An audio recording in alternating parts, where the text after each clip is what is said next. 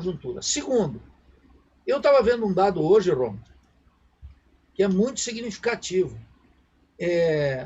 O índice de Gini, que foi um dos índices, é um índice muito vulgar na economia, ele está sendo recuperado pelo Bolsonaro. Então, os bolsonaristas colocam o seguinte: olha, pegar esses dados dentro da ordem para afirmar uma hegemonia é sempre muito perigoso. Os bolsonaristas estão dizendo o seguinte: olha, na época do PT, o superávit comercial não é tão grande quanto agora. E é por quê? Porque a recessão é gigantesca. Na época do PT, a taxa de juros era de 2 dígitos, agora é de 1 dígito. Na época do PT, o Bolsa Família alcançava 14 milhões, agora vai alcançar 18 milhões de pessoas. Na época do PT, o benefício médio era 18, 169... não é 60, Nildo? Não é 60? Oi? Não é 60 pessoas, 60 milhões que estão abarcados, famílias contempladas, Sim, não chega a 60, uma coisa assim? sim, mas só no Bolsa Família, isso aí é o benefício, é o extraordinário. só no Bolsa Família. Uhum. Então, veja, como os índices são esses, são índices muito pueris. Agora o bolsonarismo está pegando tudo aquilo que era a herança social do programa do Lula e está dizendo: nós estamos fazendo mais. Veja, o que isso significa? Significa que um programa de esquerda, se realmente quer aspirar a essa qualificação, não pode ser o índice da exportação, a taxa de juros, a taxa de emprego, a taxa... Tem que pegar aquelas questões que são estratégicas no desenvolvimento capitalista. Então, eu caracterizava, Rom, todos esses programas como uma digestão moral da pobreza. Todos eles. Eu disse: olha, isso é uma digestão moral da pobreza. Isso não pode ser o critério da esquerda. Agora, tudo aquilo que eu dizia que eu era espetado está sendo usado pelo Bolsonaro. E o petista vai se encontrar na dificílima situação, Rom, de dizer o seguinte: se nós fizemos tudo isso, lamentavelmente o Bolsonaro está fazendo mais. Veja, é uma coisa terrível. Por quê? Porque o critério para ser de esquerda no Brasil não pode ser o critério do liberalismo de esquerda. Essa é a grande questão. Veja, isso é uma coisa assim patética.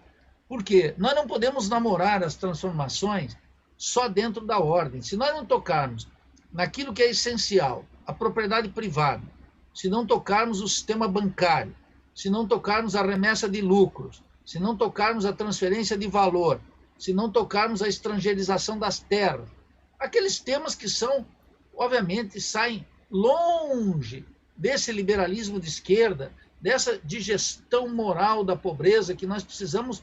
Veja, o petismo dizia: mas, Nildo, nós precisamos fazer um programa emergencial como Bolsa Família. E eu digo, eu concordo, como programa emergencial, todo governo tem que fazer, mas não durante 13 anos.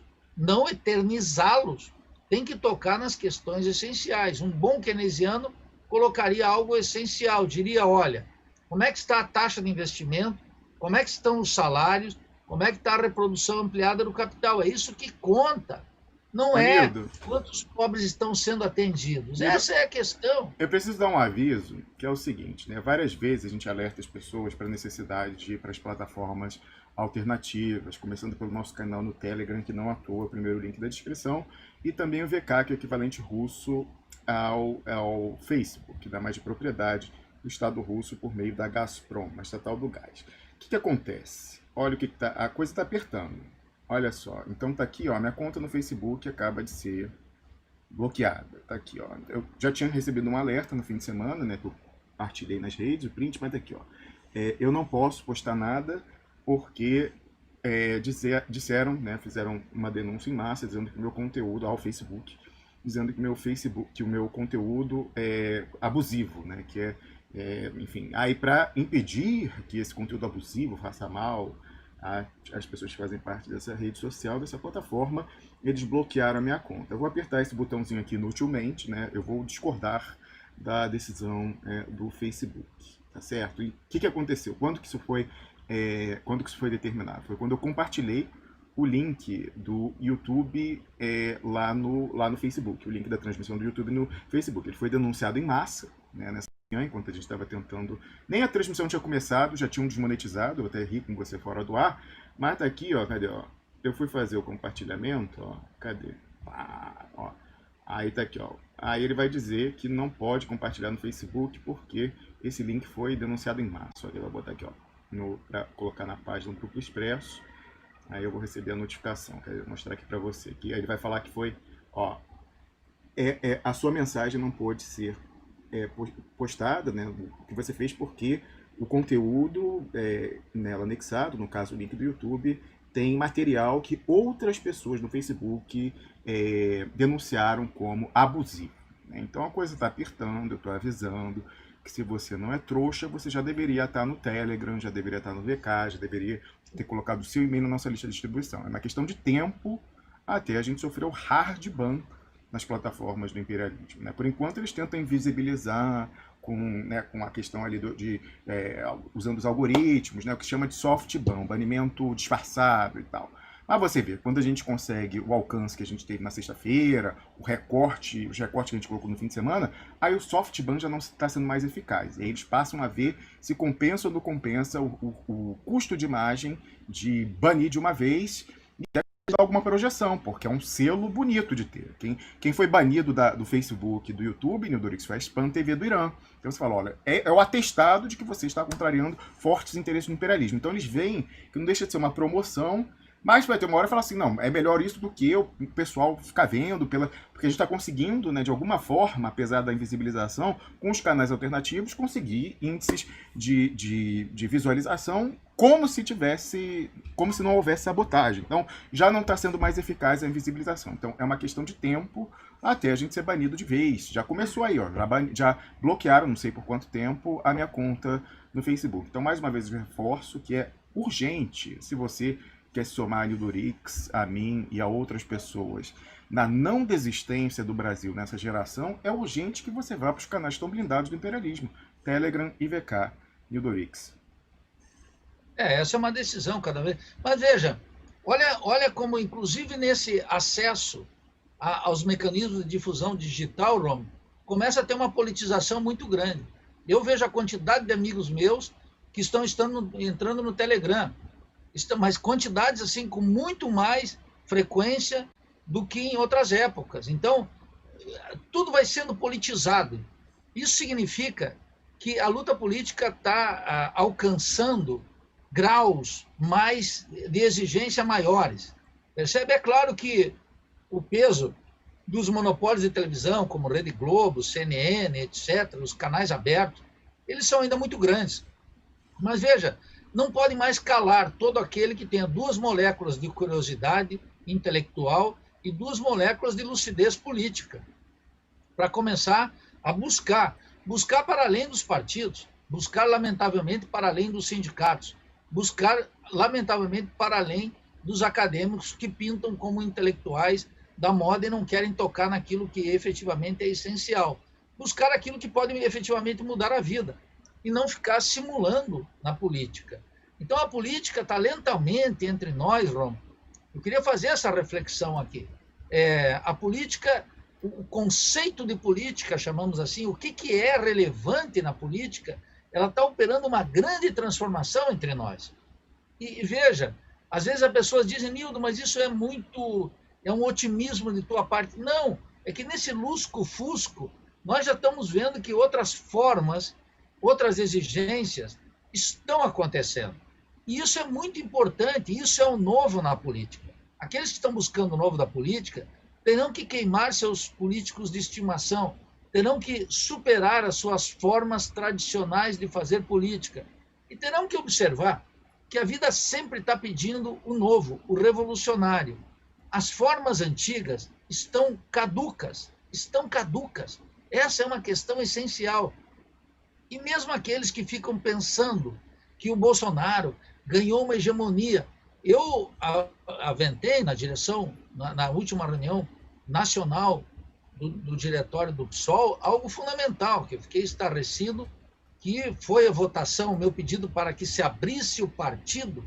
Abrir o partido para quê? Para que os filiados, os 170 mil filiados, 155 mil filiados, pudessem assistir a nossa reunião, e a absoluta maioria votou contrário. Quer dizer, eu sei que eu vou vencer essa batalha, eu tenho clareza que o partido vai ter que se abrir, Agora fica a pergunta, por que a maioria absoluta não quis abrir? E o mesmo vale para os demais partidos, para o PCB, para o PT, para o PDT. O que há? O que há? Olha só, o pessoal aqui, Rômulo, ficou muito animado com o Podemos na Espanha, com a Geringonça em Portugal. Eu assisti o Congresso do Podemos aqui na minha casa. Todo mundo falando, Pablo Iglesias, todos eles, falando no Congresso. E eu não posso saber o que ocorre no diretório do PDT, o que ocorre no diretório do PT. Olha, não tem nada no meu partido que comprometa, vendo todas as reuniões que eu participei, a segurança de algum membro do diretório, entre outras razões, porque tu sabe, tem discutido aqui, através de qualquer aplicativo, o Meet, o Stream, qualquer um deles, o imperialismo tem o controle total e grava completamente as reuniões. Menos o Telegram. Menos o Telegram.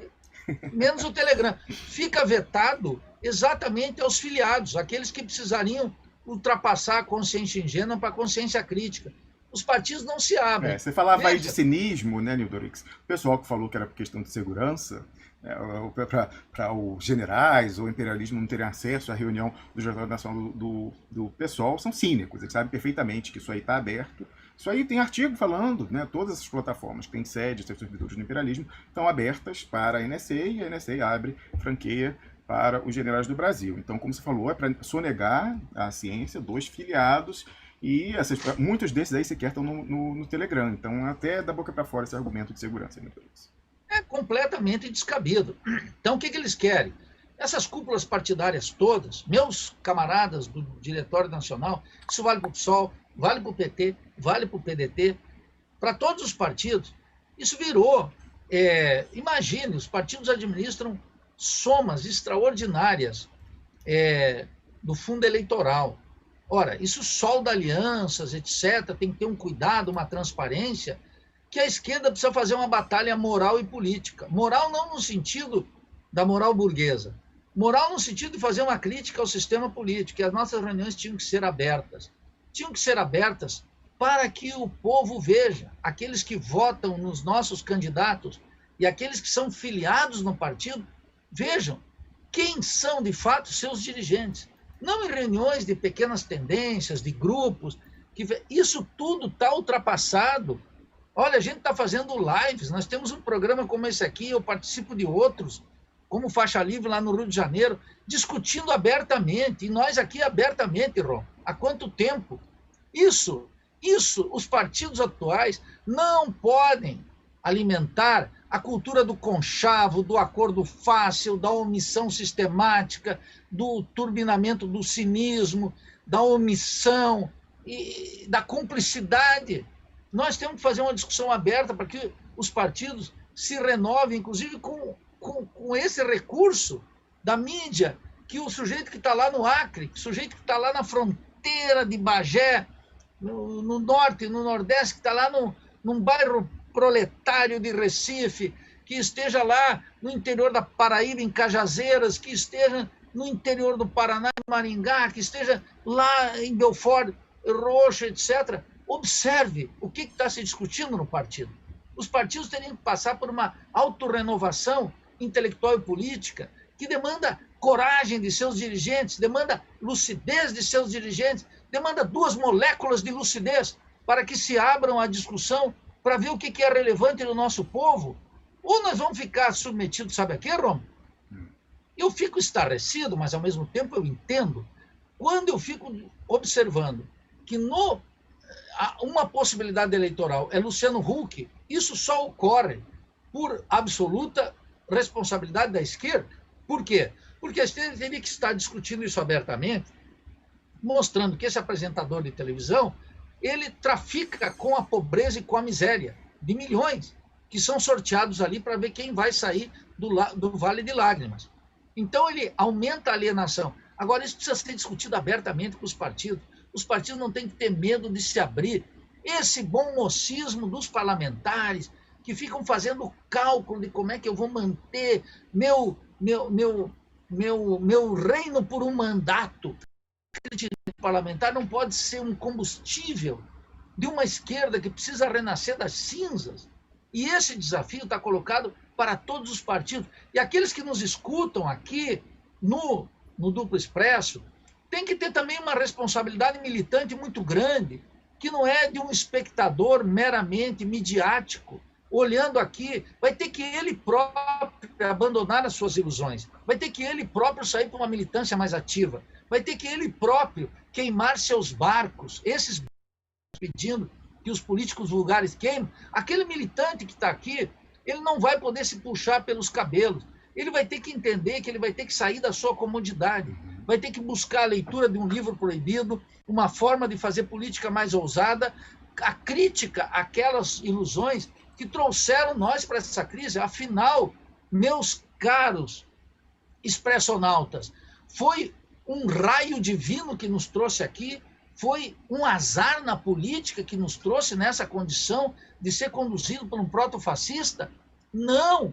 O que nos trouxe aqui, que coloca mais de 3 mil militares em postos do Estado, que coloca a estrangeirização das terras no Brasil... 6 mil? 6 mil. 6 mil, que coloca toda essa situação. Acaso isso foi produto do Steve Bannon? Não! Isso foi produto de uma dialética interna, da pobreza do liberalismo de esquerda, de forças que a esquerda nunca quis tocar, porque é incapaz, porque é omissa. Nós vamos ter que fazer aqui, não uma autoflagelação, não um vitimismo, mas um exercício de lucidez fundamental para a época atual. Ainda há tempo